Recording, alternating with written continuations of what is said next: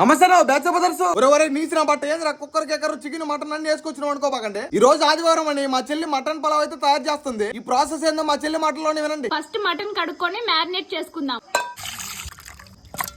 కారం, ఉప్పు, పసుపు, పెరుగు, నిమ్మకాయ. మ్యారినేట్ చేసుకున్న మటన్ ని కుక్కర్ లో వేసి 5-6 విజిల్లు వచ్చేలాగా ఉడకబెట్టుకుందాం. చూడండి ముక్క ఎంత బాగా ఉడికిందో. ఈ మటన్ ని పక్కన పెట్టుకొని పలావ్ ప్రాసెస్ అయితే స్టార్ట్ చేద్దాం. ఆయిల్, ఎర్రగడ్డలు, పచ్చిమిర్చి, అల్లం పేస్ట్, అలాగే కొంచెం పుదీనా కూడా వేసుకుందాం.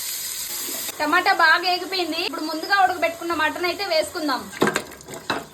ఇప్పుడు కొంచెం ఇంట్లో దంచుకున్న మసాలా అయితే వేసుకుందాం. అలాగే మటన్ మసాలా కూడా వేసుకుందాం.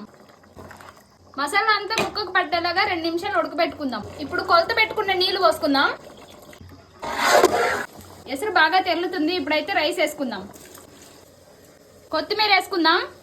అలాగే ఒక దెబ్బ నిమ్మకాయ పిండుకుందాం. మూత పెట్టి ఒక 20 మినిట్స్ కుక్ చేసుకుందాం.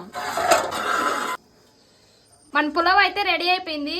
మా చెల్లి చేసిన మటన్ పలావ్ అయితే రెడీ అయిపోయింది. నేను చూసి ఆగలేకుండా తినేటుందో చెప్తారండి. ఈ పలావులో ఉడికిన నల్లిపొక్క చూడండి ఎంత పెద్దగా ఉందో.